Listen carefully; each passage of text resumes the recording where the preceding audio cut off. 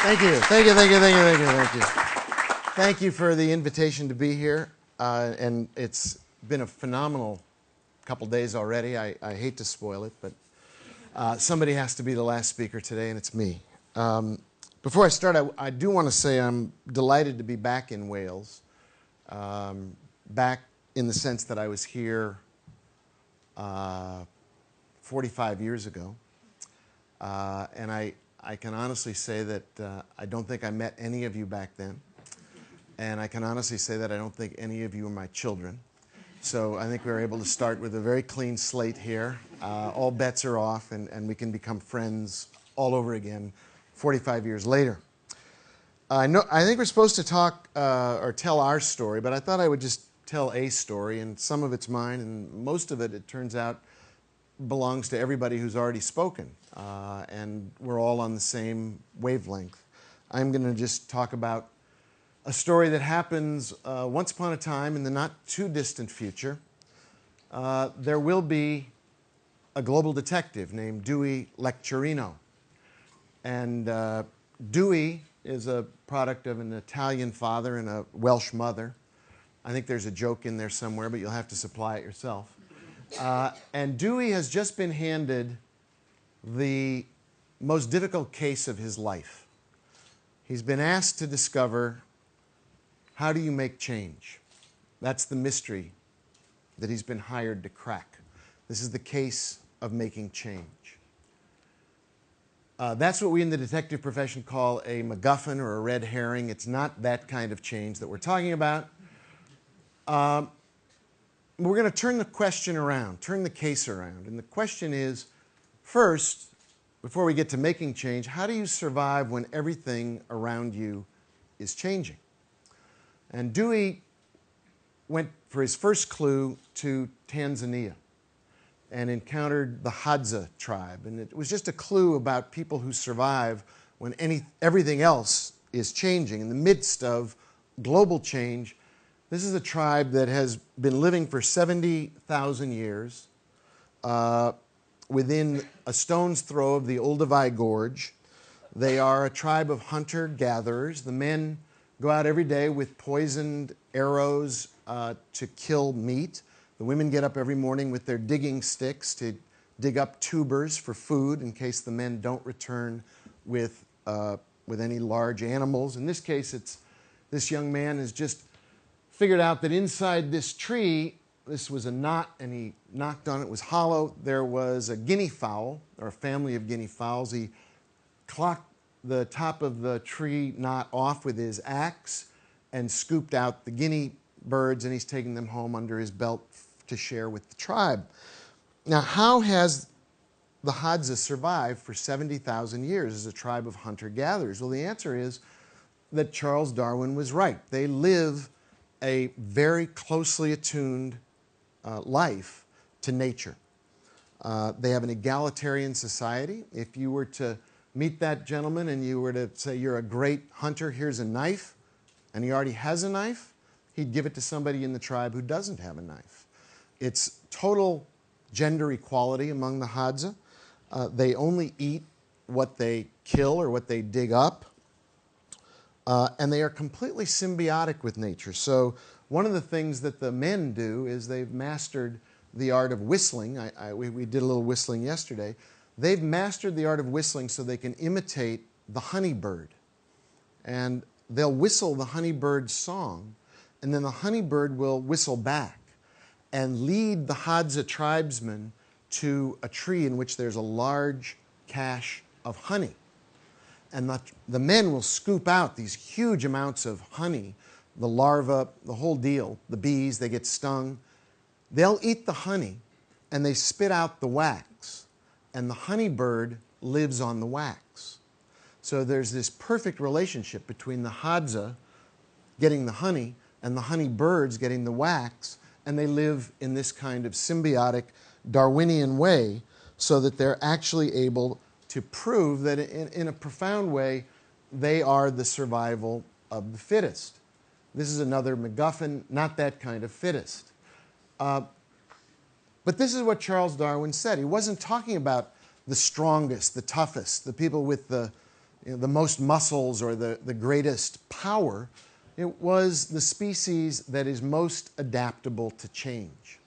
And so the Hadza are very adaptable to change in the sense that they are attuned to the natural environment, but they're not trying to change in ways that violate their very careful ecological balance with nature.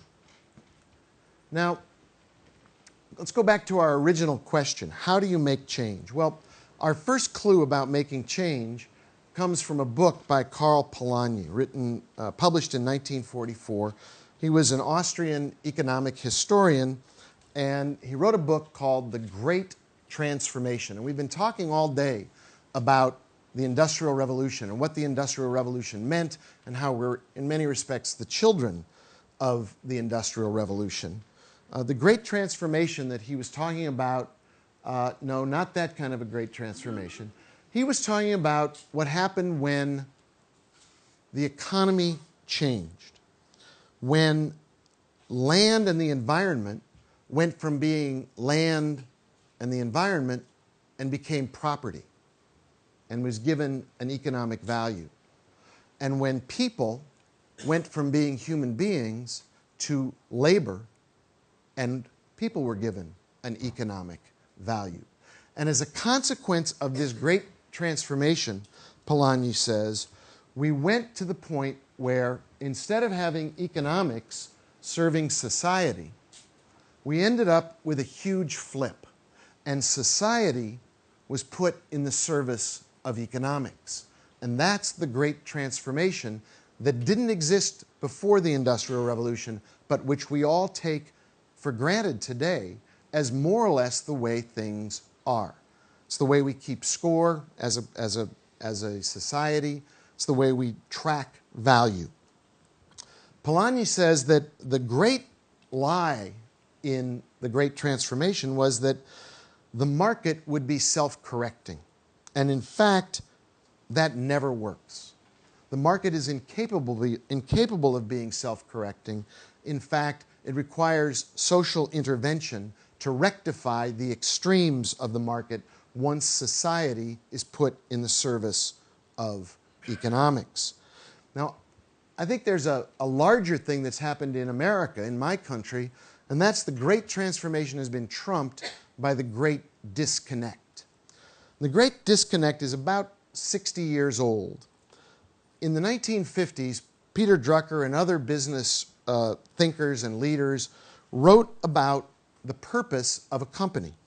They said that the purpose of a company was largely defined by its relationship with its customers, that a great company would make and keep its customers, and it would build an entity that was coherent, that stood for really good products, good services, a good culture inside the company, that it was designed to really serve society in its work.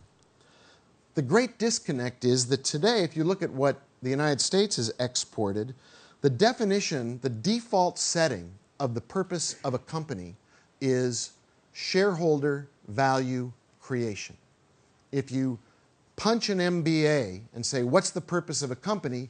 The answer will come, shareholder value creation, which basically means jack up the stock price.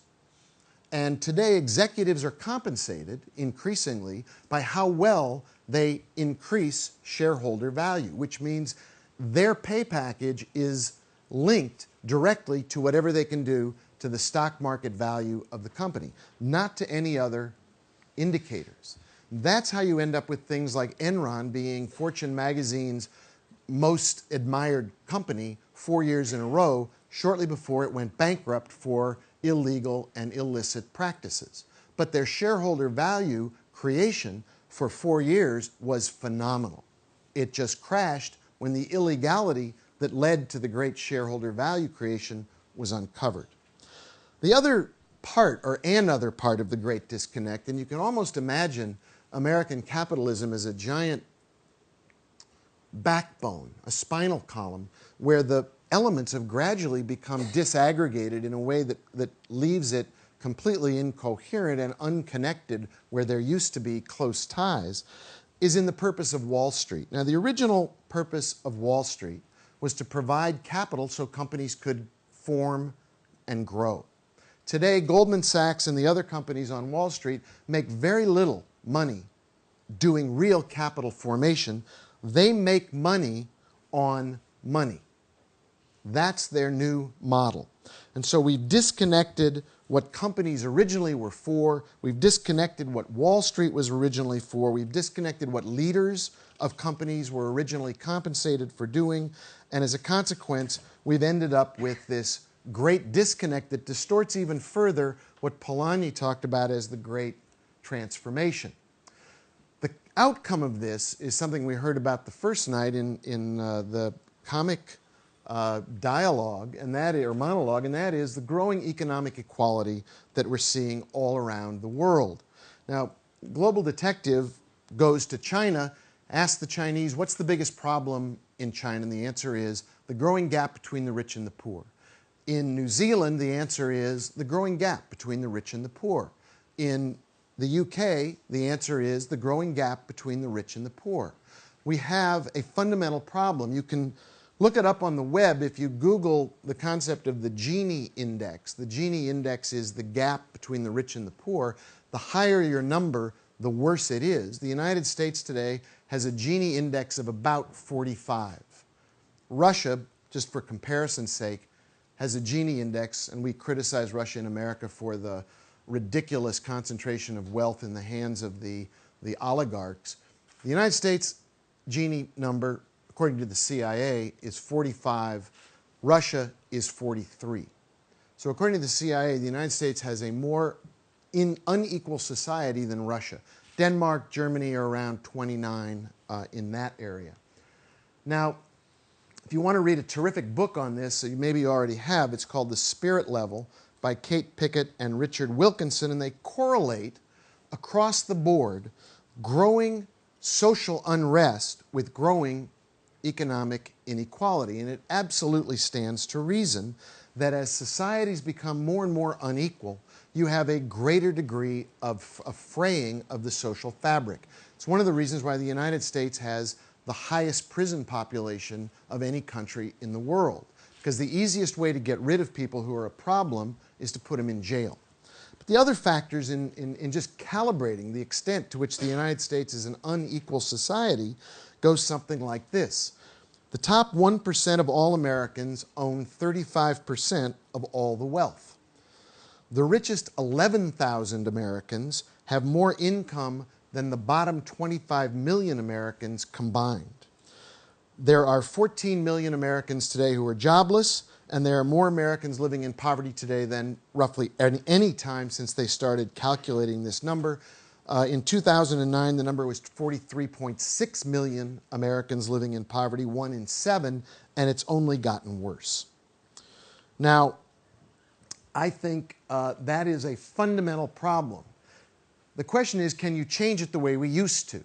Can change be done the way I grew up trying to make change? Marching in the streets, not that. Marching, supporting Martin Luther King, supporting mass movements, volunteering yourself to try to make a difference, participating in efforts to make business more socially responsible, running for office or voting, getting involved in politics, supporting philanthropy, trying to make a difference through Gates Foundation and other philanthropic projects. They're all good, they're necessary, they're not sufficient. What I think is what we've heard over the last 2 days, and what I think is the right solution to this, as far as I'm concerned, is the rise of what I call radical pragmatists. Radical pragmatists are a combination of people who believe that you can combine radical social innovation with pragmatic focus on getting real results. It means checking your romantic idealism at the door, that wishful thinking isn't good enough, trying isn't good enough. We want people who are radical thinkers with innovative solutions that are absolutely going to get pragmatic and measurable results. It's what I call the big fix. We are in a big fix and we need a big fix. But it will only come by searching for solutions that work, solutions that actually work for for problems that matter. And the problems that matter, as we've heard over the last 2 days, are myriad. Everything from education to the way we do childbirth. And it's been interesting to me to listen how many of the speakers say, my piece of the puzzle, if we get it right, we'll get everything else right. If we get food right, we'll get everything right. If we get education right, we'll get everything right. If we get childbirth right, we'll get everything right. And they're all right. We have to get all of those right, and they all have to work. They have to be radical, pragmatic solutions. They have to be sustainable, and I don't only mean ecologically sustainable, I mean financially sustainable. They have to be market tested. They have to be repeatable, teachable, scalable.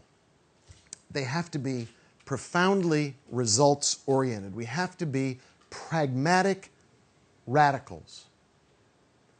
Now, what are some things that would test whether somebody is a radical pragmatist? First, we already heard from Mark the key question. When you ask a radical pragmatist, what business are you really in, they don't answer the question the way ordinary people do. This is a friend of mine named Bill Strickland. He runs a program that started in Pittsburgh where he barely got out of high school himself. He was mentored by a white guy who was a ceramics teacher who saved Bill's life, who taught him about art, taught him about jazz, taught him about architecture, took him to Falling Water, showed him what Frank Lloyd Wright's architecture looked like. Today, Bill is on the Board of Trustees of the University of Pittsburgh that he barely got into as a high school graduate because he couldn't take the tests. He's on the board. He runs the Manchester Craftsmen's Guild that rescues at-risk kids. He has a building that was designed by a protege of Frank Lloyd Wright's, and in the center of the entrance to the building is a fountain. And if you ask Bill why there's a fountain in the building of a school for kids who are at risk, he says because there's a fountain in front of the art museum, and I think if rich people can have a fountain, poor kids can have a fountain. And besides, I raise the money, so I get to do what I want. He feeds his kids good food every day. They have sunlight, they have flowers, they have art shows, they have a performing music center where the great black musicians of America have all done concerts. Bill recorded them. His is the only school in America that's won 4 Grammys.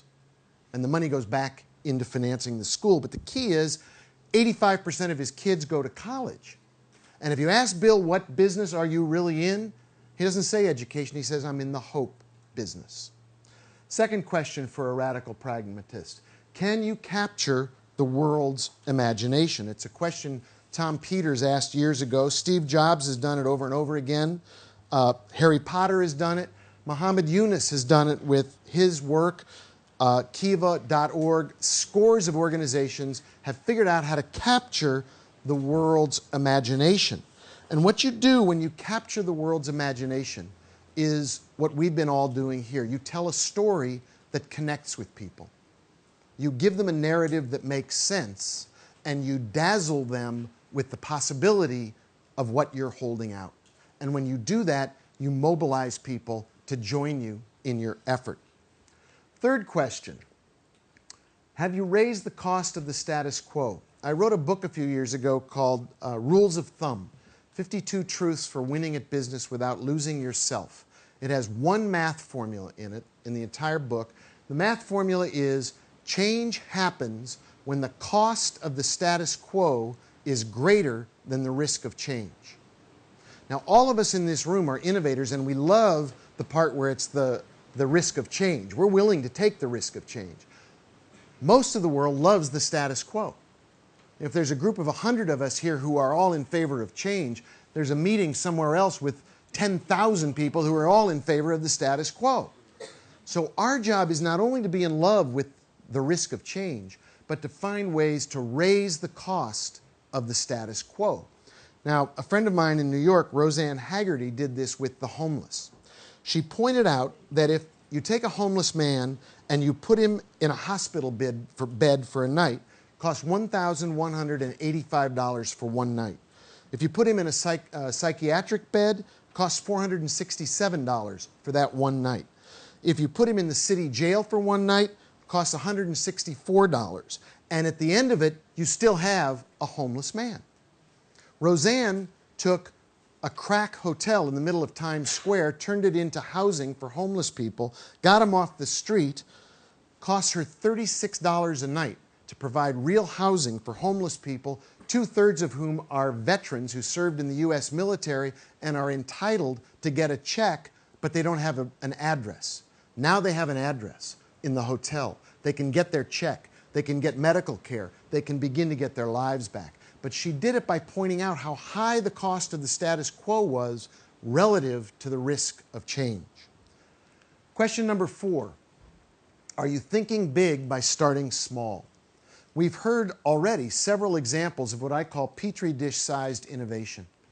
Now, I love Bill Gates. He flies around the world and he shovels money out of his jet to try to help people. Massive amounts of money, billions of dollars.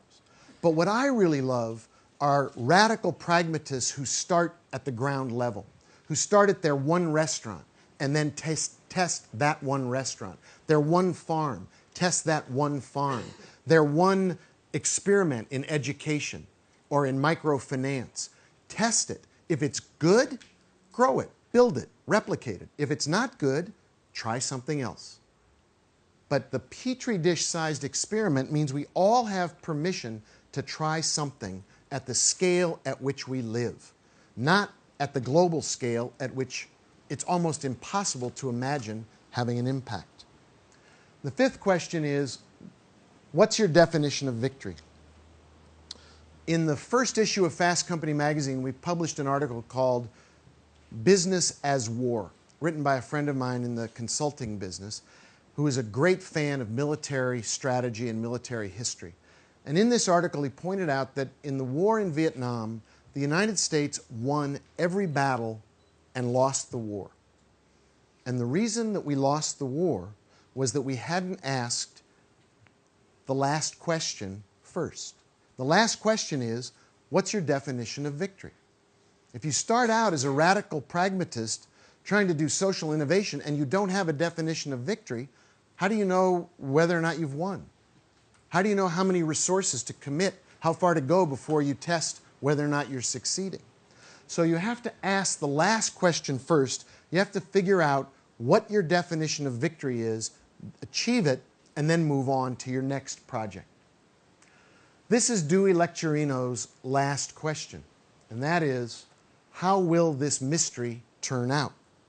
We think we know that there are radical pragmatists all over the world, in this room, all over the world.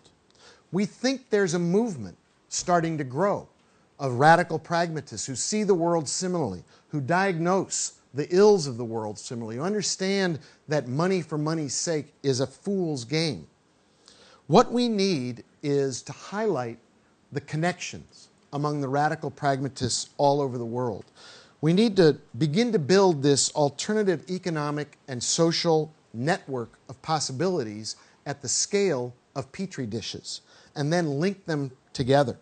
We need to build a model that teaches people how to be radical pragmatists so we can grow greater opportunity for people right where they live and a greater sense of equity and equality.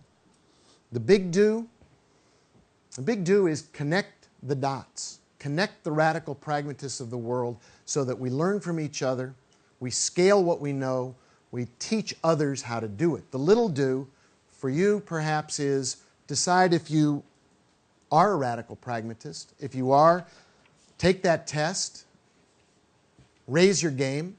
If you're not a radical pragmatist but you are a global detective and you find radical pragmatists, send them to me. Send me their email addresses, the links. I'll collect them. We'll start to build this movement from the grassroots and the ground up. Thank you.